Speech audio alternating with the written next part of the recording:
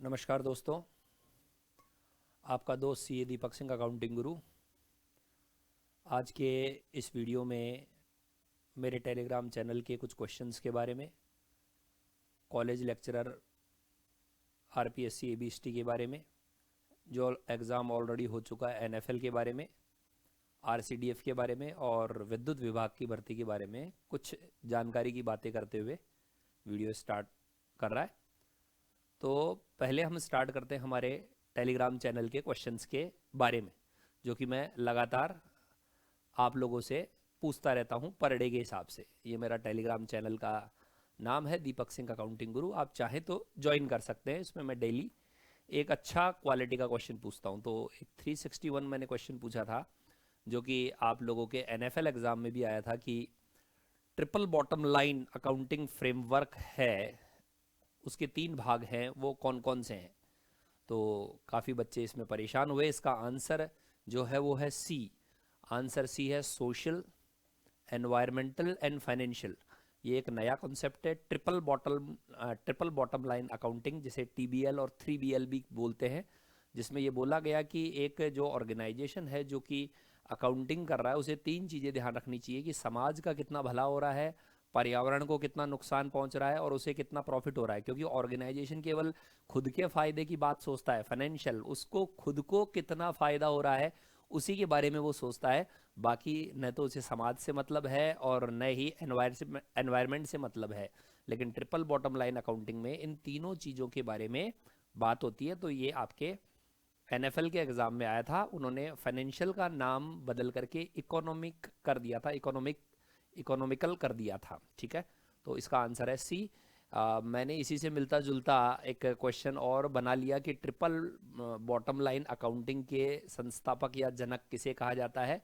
तो ये क्वेश्चन भी मैंने जब टेलीग्राम चैनल पर पूछा तो बच्चों ने तुक्के ही लगाए। इसका आंसर है जॉन एल्किंगटन। 1994 में इस पद्धति को लेकर आए, इनके संस्थापक है ट्रिपल बॉटम लाइन अकाउंटिंग के। देन नेक्स्ट क्वेश्चन मैंने पूछा था अपने टेलीग्राम चैनल पर कि सीमेंट उद्योग में कॉस्टिंग का कौन सा मेथड यूज लिया जाता है। तो जो सीमेंट उद्योग है उसके अंदर सिंगल कॉस्टिंग इस्तेमाल किया जाता है। कई बच्चों ने यहाँ पर मुझे बोला कि सर सीमेंट में तो प्रोसेस कॉस्टिंग इस्तेमाल की जाती है, तो आपने तो यूनिट सिंगल बोल दिया। तो बच्चों मैं बता दूं, यदि एग्जाम में सिंगल कॉस्टिंग विकल्प मौजूद है तो आप उसी को राइट करके आएंगे। हाँ, यदि सिंगल कॉस्टिंग विकल्प नहीं है तो आप फिर प्रोसेस कॉस्टिंग विकल्प यूज कर सकते हैं। बाकी इसका जो करेक्ट आंसर है, जो राइट आंसर है, वह है single costing. The next question ये ऑडिटिंग से रिलेटेड था कि ऐसा थ्रेड जो अकर होता है व्हेन ऑडिटिंग फर्म या उसका कोई partner benefit from financial interest in audit client. जो भी आपका क्लाइंट है उसके साथ में वित्तीय इंटरेस्ट रखता है, तो कौन सा रिस्क का खतरा रहता है। तो इसका आंसर है self interest threat. Self interest threat का खतरा रहता है। ये टाइप्स ऑफ थ्रेट है जिसमें आपको advocacy threat, familiarity threat, material threat, इनके बारे में नॉलेज होनी चाहिए। अभी जो थ्रेट है जिसमें ऑडिटिंग फर्म या उसका साथी क्लाइंट के साथ फाइनेंशियल इंटरेस्ट से लाभान्वित होता है, तो वो सेल्फ इंटरेस्ट थ्रेट एप्लीकेबल यहाँ पर हो जाता है। ओके, तो यहाँ पर एक चीज़ भी लिखी हुई है, मैं पेड सीरीज भी चला रहा हूँ। जो कोई स्टूडेंट पेड सीरीज ज्वाइन करना चाहता है वो मेरी एप्लीकेशन डाउनलोड करके पेड सीरीज ज्वाइन कर सकता है। उसकी पूरी डिटेल मैंने अपने एप्लीकेशन चैनल पर दे रखी है। मंथली पेड टेस्ट सीरीज है जिसमें अच्छी क्वालिटी के क्वेश्चंस मैं पूछता हूँ। ठीक है, कोई जुड़ना चाहता है तो एप्लीकेशन डाउनलोड कर सकता है और मुझे पेड टेस्ट सीरीज में ज्वाइन करने का रिक्वेस्ट भेज सकता है। बाकी फ्री में तो आप Telegram channel per day question कर ही सकते हो। देन नेक्स्ट है कि एसेट एंड लाइबिलिटीज़ को एक स्पेसिफिक ऑर्डर में, जैसे लिक्विडिटी ऑर्डर में, परमानेंस ऑर्डर में व्यवस्थित करने को क्या कहा जाता है। तो आरपीएससी जूनियर अकाउंटेंट में पूछा गया क्वेश्चन है। इसका आंसर है मार्शलिंग बोला जाता है, इसे मार्शलिंग कहा जाता है। तो ये भी एक इम्पॉर्टेंट क्वेश्चन था। देन ये अकाउंटिंग में ब्रांच अकाउंटिंग का क्वेश्चन है। ब्रांच अकाउंटिंग में डेटर मेथड में कौन सा ट्रांजैक्शन रिकॉर्ड नहीं होगा? तो जो बच्चे पढ़ रहे हैं उन्हें मालूम होगा कि डेटर मेथड में केवल वही ट्रांजैक्शन रिकॉर्ड होते हैं जो ब्रांच और एचओ के बीच में हुए हों या एचओ और थर्ड पार्टी के बीच में हुए हो बिकॉज ऑफ ब्रांच के कारण। यानी ब्रांच यदि थर्ड पार्टी से सीधा कोई लेन देन रिकॉर्ड करती है तो उसे डेटर मेथड में रिकॉर्ड नहीं किया जाता। तो इसका आंसर होगा बी, यदि ब्रांच सीधा थर्ड पार्टी से गुड्स खरीदे तो यह डेटर मेथड में रिकॉर्ड नहीं होगा। Answer will be B. Then next question है इनकम टैक्स से रिलेटेड कि इनकम संसद सदस्य होते हैं, मेंबर ऑफ पार्लियामेंट है, यदि सैलरी रिसीव करते हैं तो वो कौन से हेड में टैक्सेबल होगा? तो आप सभी लोग इंटेलिजेंट थे, ज़्यादातर बच्चों ने इसका टेलीग्राम पर भी सही जवाब दिया है। इनकम फ्रॉम अदर सोर्सेज में यह सैलरी उनके जो है सैलरी हेड में नहीं आएगी, अदर सोर्सेज में आएगी। एक और क्वेश्चन जिसका कुछ बच्चों ने तो करेक्ट, बाकी कुछ ने गलत दिया कि इनकम टैक्स एक्ट कब लागू हुआ? तो इनकम टैक्स एक्ट जो है वो 1 अप्रैल 1962 से लागू हुआ, भारत की आज़ादी से लागू नहीं हुआ, अप्रैल 1962 को लागू हुआ। नेक्स्ट क्वेश्चन कि कोर्ट की परमिशन कौन से कार्य के लिए आवश्यक है? तो इसमें भी कई बच्चे चकमा खा गए कि कंपनी के शेयर को जब तोड़ा जाए, पूंजी में कमी की जाए, शेयर को स्टॉक में बदला जाए, नाम बदला जाए, रजिस्टर्ड ऑफिस बदला जाए, तो इसका आंसर है कैपिटल में जब कमी की जाती है तो ही कंपनी को कोर्ट की परमिशन लेनी पड़ती है, अदरवाइज कोर्ट की परमिशन की आवश्यकता नहीं है, रिजोल्वेशन वगैरह से काम चल जाता है। तो ये कुछ क्वेश्चन थे जो मैंने अपने टेलीग्राम चैनल पर पूछे थे, डेली मैं पूछता हूँ। यदि आप जुड़ना चाहते हैं तो आप मेरे टेलीग्राम चैनल पर जुड़ सकते हैं, उसका लिंक मैं डिस्क्रिप्शन बॉक्स में दे दूंगा, एप्लीकेशन का लिंक भी मैं डिस्क्रिप्शन बॉक्स में दे दूंगा, आप चाहें तो जुड़ सकते हैं। नेक्स्ट बात आती है अब कॉलेज लेक्चरर ABST की। देखिए मेरे पास काफ़ी बच्चों के मैसेज आते हैं और वो एक ही चीज़ पूछते हैं कि सर कॉलेज लेक्चरर ABST में हम क्या करें, कैसे करें, किस तरह से करें, कोर्स बहुत ज़्यादा है। तो बच्चों तुम सब लोग नेट क्लियर्ड हो, नेट JRF हो और बुद्धि नहीं लगा रहे। मैं आपसे कहना चाहता हूं जब तुम कॉस्ट अकाउंटिंग का ABC एनालिसिस पढ़ चुके हो तो ये समझाने की ज़रूरत ही नहीं होनी चाहिए कि क्या करना है क्या नहीं करना। मैं बार बार ये बता रहा हूं कि जो सिलेबस है उसको आप 3 पार्ट में डिवाइड कर दीजिए, A category, B category, C category. A category में जो टोटल सिलेबस की क्वांटिटी यदि हम 100% माने तो टोटल क्वांटिटी का 10% है, B कैटेगरी में टोटल क्वांटिटी का 20% है और C कैटेगरी में टोटल क्वांटिटी का 70% है। अब जो A कैटेगरी है उसमें से जो क्वेश्चंस आएंगे उसका आने का चांसेस 70% है, B कैटेगरी में क्वेश्चन आने का चांसेस जो है वो 20% है और 70% में क्वेश्चन आने का चांसेस 10% है। अब जो बच्चे ना समझ है बस वो इसी कैटेगरी के पीछे हाथ धो के पीछे पड़े रहते हैं, हाय हाय हाय हाय। अरे भाई A और B कैटेगरी तैयार हो गई क्या, जिनके अंदर आपका 80% पेपर सेट होगा, 75% पेपर सेट होगा, क्या वो आपने अच्छी तरह से कर लिया क्या? वो तो नहीं, बस वो जाएंगे C कैटेगरी पर जाएंगे, ये कहां से आएगा, ये फलाना ढीम का, मतलब परेशान हैरान चारों तरफ बावलों की तरह भाग रहे हैं। A और B कैटेगरी के होश नहीं है, सीधा कहां पर अटैक कर रहे हैं, C कैटेगरी पर। मैं उन बच्चों को एक शुभचिंतक के नाते राय देना चाहता हूं, प्लीज प्लीज प्लीज A और B पर कंसंट्रेट करें और एग्जाम को क्लियर करें, क्योंकि एग्जाम में जो क्वेश्चंस आएंगे वो इन A कैटेगरी और B कैटेगरी से आएंगे, जो कि टोटल सिलेबस का मात्र 30 से 50% है। टोटल सिलेबस का 30 से 50% है कि सर वो कौन से सवाल है? तो वो वही सवाल है जो इस सिलेबस के रिवीजन से पहले था, यानी ओल्ड कोर्स का जो सिलेबस था वो वास्तव में आपके A और B कैटेगरी के क्वेश्चंस हैं, वहीं से आप लोगों के MCQs बनेंगे। एज पर माय ओपिनियन मेरे को ऐसा लगता है कि ज्यादा वेटेज वहीं से ही रहेगा, क्योंकि MCQs निकालने के लिए वही सबसे सर्वोत्तम जगह है। तो मेरे अकॉर्डिंग आप उन्हीं पर फोकस करिए। अब बच्चे कहते हैं वो तो हमें याद है, अरे याद है तो जो मैं सवाल पूछता हूं फिर उनके आंसर्स क्यों नहीं आते? मैं जो टेस्ट लेता हूं उसमें क्यों आपके 15 में से 10 गलत होते हैं और 5 सही आते हैं? यदि आप में वास्तव में दम है, आपकी तैयारी प्रॉपर है, तो मेरे लिए गए जो टेस्ट है जो कि मैं चला रहा हूं उनमें लाइए पूरे में से पूरे नंबर। क्यों नहीं आ रहे पूरे में से पूरे नंबर? कुछ है कि 4-5 स्टूडेंट है उन्हीं के ठीक ठाक नंबर आते हैं, बाकी कम नंबर आते हैं, तो उसका कारण क्या है? तो यही मेरी शुभ चिंतक के नाते राय है, concentrate on A and B category chapter.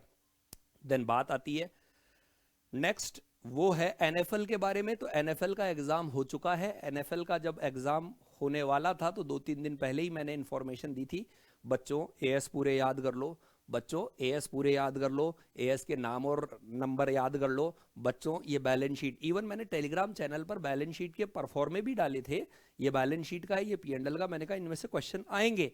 और जो बच्चे एनएफएल का एग्जाम देके आए उन्हें पक्का मालूम है कि सर अमालगमेशन का एएस पूछा गया था, गवर्नमेंट ग्रांट का भी पूछा गया था, फाइनेंशियल स्टेटमेंट में बैलेंस शीट में से भी क्वेश्चन आए थे। तो जो चैप्टर सदाबहार है जिनमें से क्वेश्चन आने ही आने हैं वो तो कम से कम आपको अच्छी तरह से याद होनी चाहिए।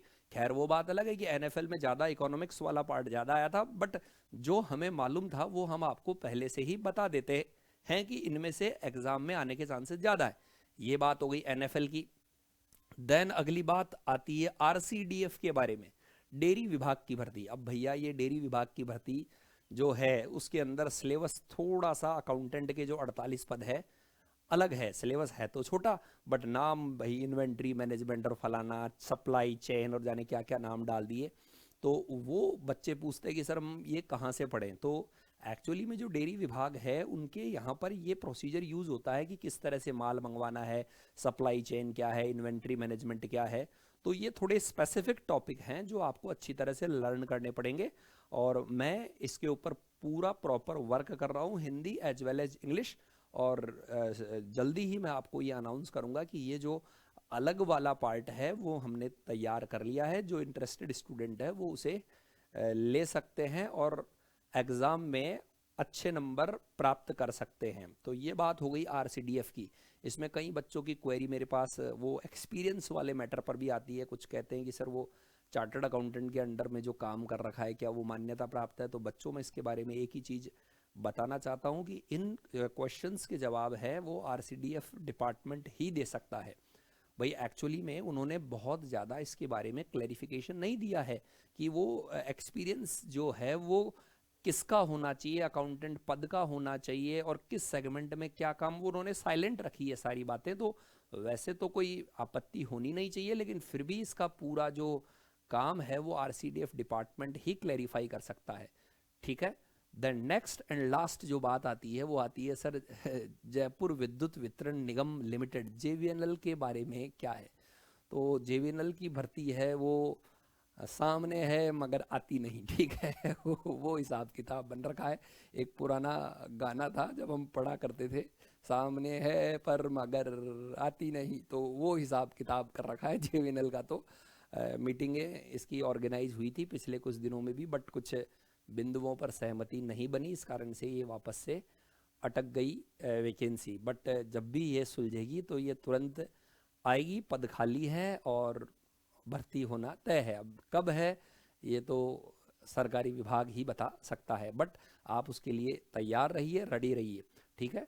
मैं पिछले कई दिनों से लेक्चर वीडियो नहीं डाल पाया, उसका कारण है कि आप जानते हैं अब तो एजुकेशनल इंस्टीट्यूशन को भी राजस्थान गवर्नमेंट ने परमिशन दे दी है, तो 18 से हमारी भी क्लासेज ओपन हो गई है, इवन संडे को भी क्लासेज लग रही है। तो इस कारण से मैं वीडियो अपलोड नहीं कर पाया। तो मैं उन सभी स्टूडेंट्स को ये कहना चाहता हूँ जो कि सरकारी नौकरी की तैयारी कर रहे हैं कि मोटिवेट रहिए, तैयारी पूरी कीजिए। जहाँ कहीं भी आपके वीक बिंदु हैं आप उनको रिमूव करें और एकदम परफेक्शन के साथ उतरें। ठीक है। कुछ स्टूडेंट्स जो फेस टू फेस ज्वाइन करना चाहते हैं तो कोचिंग इंस्टीट्यूट्स के अंदर अब क्लासेस स्टार्ट हो गई है, आप फेस टू फेस भी क्लासेस ज्वाइन कर सकते हैं। जो रिकॉर्डेड क्लासेस देखना चाहते हैं तो एक एप्लीकेशन पर मेरी रिकॉर्डेड क्लासेस भी अवेलेबल है। लेकिन एक नया सिस्टम और मैंने जो लॉन्च किया है वो है लाइव स्ट्रीमिंग क्लासेस, जिसमें मैं ऑनलाइन लाइव क्लासेस लेता हूं, जिसमें मैं नंबर ऑफ स्टूडेंट 15 से 20 स्टूडेंट, मैक्सिमम 20 स्टूडेंट ही रखता हूं, और ताकि मैं उनकी each and every query solve कर सकूं। तो वो भी आप चाहें तो ज्वाइन कर सकते हैं जेवीएनएल अकाउंटेंट के लिए। ठीक है। उसका जो चार्जेज वगैरह है वो मैंने टेलीग्राम चैनल पर बता दिया है, तो आप इंटरेस्टेड हैं तो ज्वाइन कीजिए। यदि आपकी तैयारी पहले से ही बढ़िया है तो टेलीग्राम चैनल्स के दिए गए सवालों को सॉल्व कीजिए। मैं अपनी एप्लीकेशन पर जितना मेरे बस में है उतना फ्री करने की कोशिश करता हूँ, लेकिन आप भी जानते हो हर एक चीज़ की क्या कॉस्ट आती है, हर एक चीज़ फ्री नहीं की जा सकती। ये हर एक टीचर की मजबूरी होती है, मेरी नहीं, हर एक टीचर की मजबूरी होती है। जबकि कोरोना काल में क्या हुआ, स्टूडेंट को फ्री की ऐसी आदत पड़ गई, free free free free free, ठीक है, तो अब फ्री के टाइम गए। ठीक है, हर एक चीज़ की कॉस्ट आती है। हाँ, बट जो स्टूडेंट फाइनेंशियली वीक है, हम उनकी बिल्कुल सपोर्ट करते हैं। हम नहीं चाहते हैं कि वो एक्स्ट्रा बर्डन पैसों का ले। तो जो फ्री टेस्ट सीरीज हम लोग एप्लीकेशन में करवाते हैं, महीने में 2-3 जो भी है, आप उन्हें ज्वाइन करके अपनी प्रैक्टिस को चेक कर सकते हैं। बट जो स्टूडेंट जो कॉलेज लेक्चरर EBST की तैयारी कर रहे हैं और जिनके एग्ज़ाम 9 अप्रैल को ही हैं, उनको मेरी यही सलाह है कि यदि आपकी पूरी तैयारी हो रखी है तो मेरी पेड टेस्ट सीरीज को ज्वाइन करके अपनी तैयारी की चेकिंग कर लीजिए कि आप क्या लेवल हासिल कर रहे हैं। हमारे क्वेश्चन एकदम ब्रांडेड हैं और उन क्वेश्चंस को मैं खुद बनाता हूँ, इवन ट्रांसलेशन भी मैं करता हूँ, प्रूफ रीडिंग भी मैं करता हूँ, ईच एंड एवरीथिंग मैं खुद करता हूँ। ये किसी के भरोसे पर नहीं है, इसी कारण उसकी कॉस्ट आती है। तो आज के लेक्चर में इतना ही, मिलेंगे नए लेक्चर में कुछ नई बातों के साथ। Okay, thank you very much.